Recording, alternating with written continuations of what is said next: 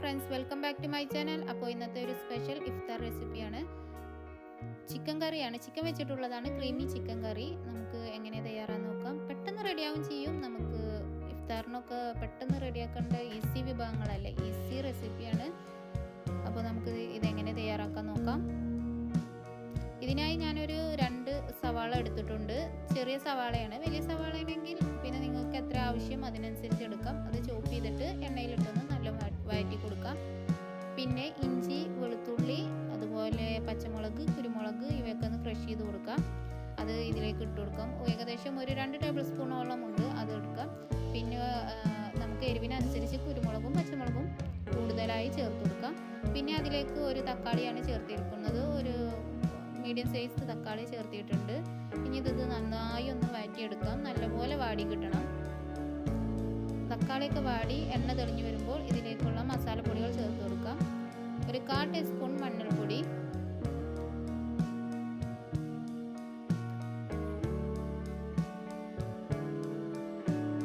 പിന്നെ അതുപോലെ ഒരു 1/4 ടീസ്പൂൺ മുളക് പൊടിയെ ചേർത്ത് കൊടുക്കുന്നുള്ളൂ. ഇതിലേക്ക് നമ്മൾ കൂടുതലായി ചേർത്ത് കൊടുക്കുന്നത് പച്ചമുളകും അതുപോലെ കുരുമുളകും ചതച്ചതാണ്.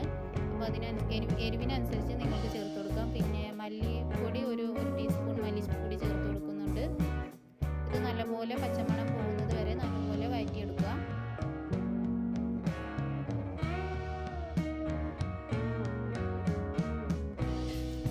ഇത് പച്ചമണം പോലെ നല്ല വഴറ്റിയതിന് ശേഷം കസൂരി മേത്തി മസ്റ്റാണ്. അതാണ് ഇതിൽ ചിക്കൻ കറിയുടെ ടേസ്റ്റ്.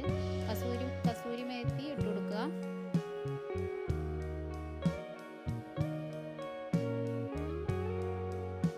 ഇതിലേക്ക് നമുക്ക് ചിക്കൻ ചേർത്ത് കൊടുക്കണം.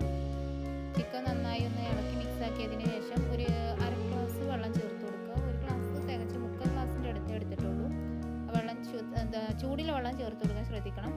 എന്നിട്ട് അടച്ചു വെച്ച് നല്ലോണം കുക്കായി വരെ. ഈ ടൈമിൽ ഒരു 5-6 പീസ് കശുവണ്ടി എടുക്കുക. എന്നിട്ട് വെള്ളത്തിൽ കുതിർത്തിയിട്ട് അതൊന്ന് അരച്ചെടുക്കണം.